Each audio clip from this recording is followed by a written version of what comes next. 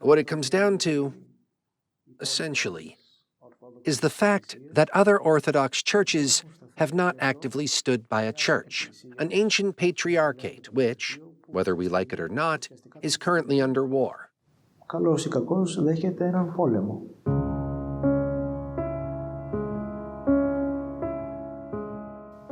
Look, because in Africa we tend to speak in a rather simple manner. What I did in order to help our African brothers grasp the concept of intrusion, which is kind of a tricky one, as well as understand what this war that we're currently facing is about, I use simple examples, and that's what I'll be doing here. Each patriarchate has its own territory or jurisdiction, and we as Greece are not to go to Russia. The Patriarchate of Alexandria is not to come to Greece and create worship centers, parishes, etc., of its own, without the permission of whoever's in charge there, i.e. the Archbishop of Athens. Και του Αρχιεπισκόπου Αθηνών. The same holds true for all churches. In this case, right after the Patriarchate of Alexandria recognized the Church of Ukraine, in an instant, despite everything being fine up until that point, and despite the Patriarchate of Alexandria being there to enlighten Africans up until that point, and despite the Patriarchate of Alexandria having made no mistake up until that point, and despite our temples and catechism being fine up until that point, I'm mentioning all these because they are essentially what the Russians are accusing us of right now. Μας κατηγορούν αυτή τη στιγμή οι Ρώσοι. Δηλαδή μέχρι τότε όλα αυτά δεν υπήρχαν. What? Have we been lacking these things all this time? And, all of a sudden, they decide to form an exarchate, with a bishop who has, in fact, served on the grounds of the Patriarchate of Alexandria. He served in Egypt, with the blessing of the Patriarchate of Alexandria as a representative of the Patriarchate of Moscow. He is well aware what this all entails. And so they form this exarchate and they basically come down to Africa.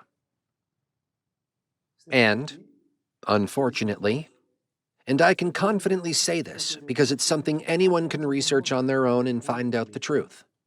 The first priests that followed them were the ones that had been laicized, defrocked. We're not talking about priests that were later laicized for what they did. They were priests that had already been dismissed by our bishops and the Patriarchate of Alexandria for canonical reasons. Those were the priests they first took on. That was the first batch. And what did they do? They said, "Oh, your bishop gives you $200, we'll give you $500.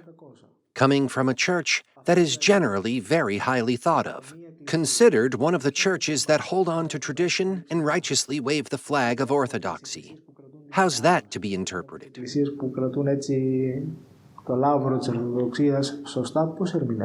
Isn't this simony? Is that not emotional manipulation? Is that not buying off people's consciences? The narrative they're essentially trying to push is that the African priests willingly asked to be part of the Patriarchate of Moscow because they did not agree with the recognition of the Church of Ukraine.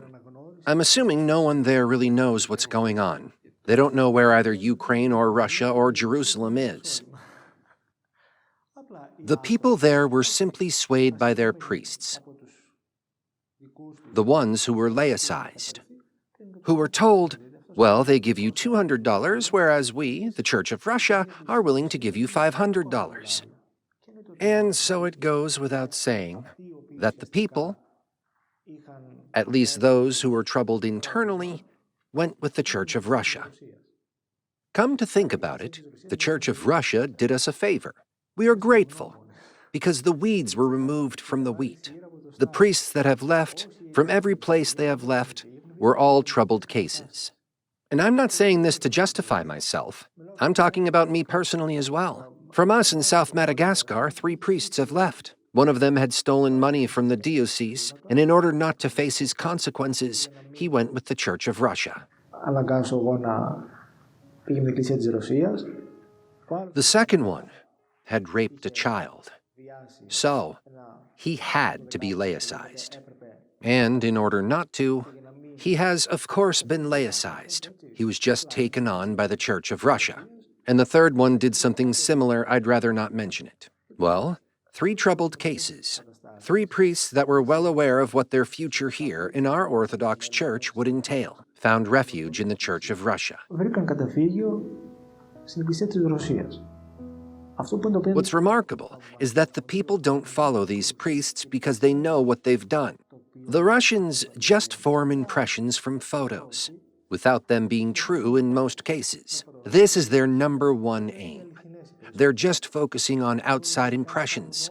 They are not focusing on substance. και εντυπώσεις, γιατί σε αυτό στέκονται, δεν στέκονται στην ουσία. They're fixated on formalities, just like Pharisees, pure hypocrisy. But the substance is elsewhere. We shouldn't judge a book by its cover. That's not fair judgment. And all that, in general, creates the impression that there is indeed a problem. I repeat, however, all those churches and the heads of those churches that are perhaps questioning whether or not what the ecumenical patriarchate did was right in Ukraine. Why are they not coming out and saying the same about Russia in these circumstances?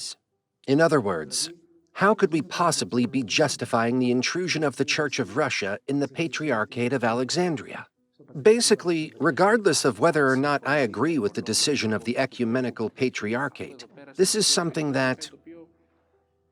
Look, if according to their views and beliefs, all this that happened is in fact anti-canonical, which they have justified internally as anti-canonical, isn't what the Church of Russia is doing just as anti-canonical? It's truly concerning to me that none of these people have come out and said anything. Neither the Patriarchate of Jerusalem, nor the Church of Albania, nor the Church of Serbia, nor the Church of Bulgaria, nor the Church of Georgia, no one. Why? Isn't what the Church of Russia doing anti-canonical, in opposition to the Patriarchate of Alexandria? Why is there all this silence right now? I mean, is it something to do with us personally? Υπάρχει μία σιωπή αυτή τη στιγμή. Δηλαδή είναι κάτι προσωπικό για εμάς.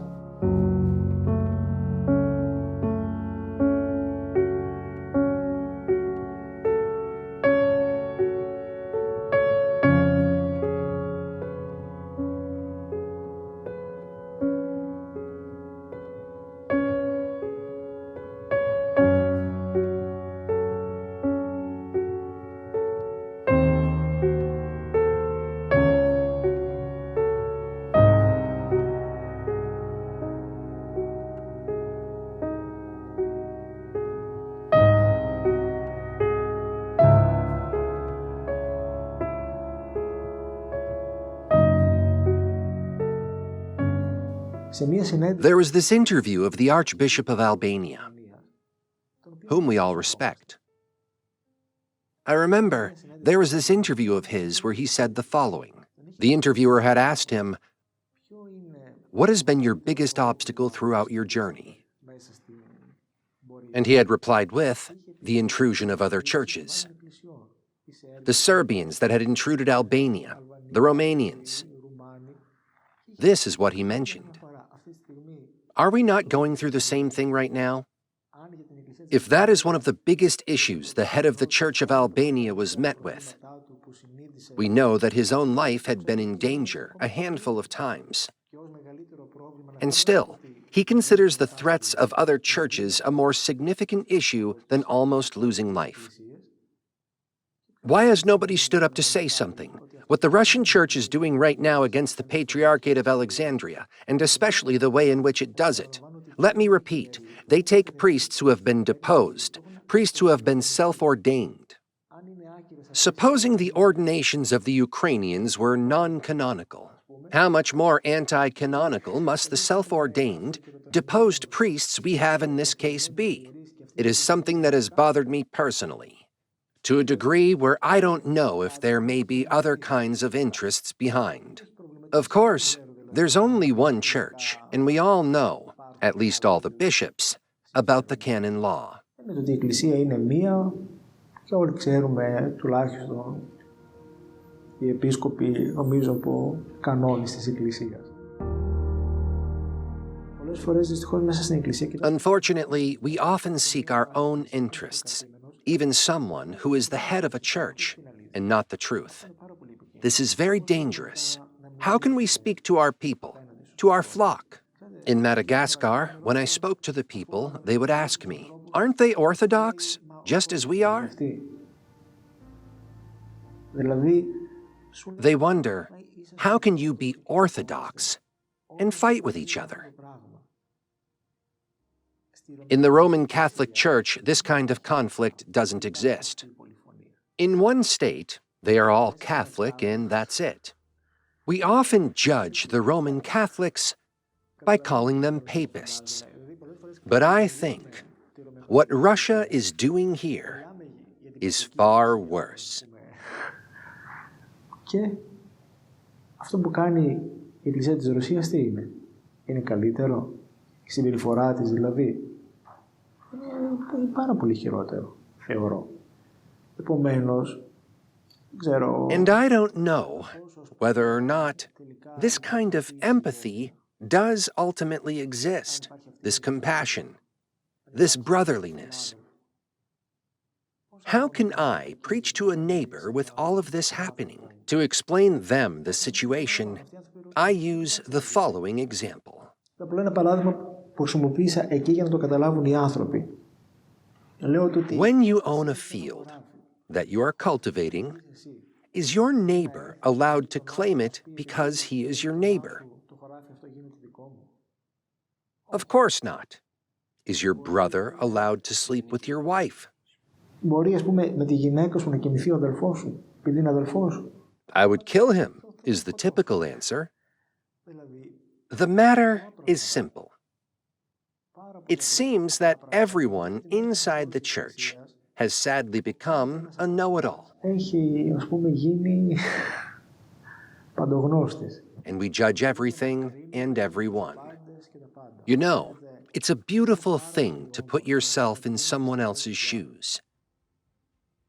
Not to stay in our own shoes. Share the other person's point of view. This is very important, because only when you try to share someone else's point of view, to feel what the other person is feeling, you can actually help. Τι βιώνει ο άλλος, τι λογισμός μπορεί να κάνει ο άλλος, τότε μόνο μπορείς να βοηθήσεις πραγματικά. When you only think about yourself and your interests, you begin to say, okay, I feel secure. I don't have any problems. I live in my country, where I have my money and my glory, and I'm just fine. Εγώ περιμένω να δω. I'm curious to see if this Russian exarch will sometime ride on an ox wagon and find a hut in order to celebrate. We all know the megalomania which possesses the Russian church. We, the first missionaries, on the other hand, had started that way, serving liturgy under the shade of a tree. And we will continue doing this. This is how we build churches.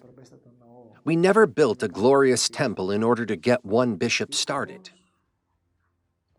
The vestment of our bishop becomes brown from the dirt and mud when he celebrates the Eucharist. Nor do we have several attendants around us. There are some things that are understood only when someone has a good disposition. We need to consider that maybe, just maybe, we don't know everything. Μέσα μας να σκεφτούμε ότι ίσως να μην τα ξέρουμε όλα.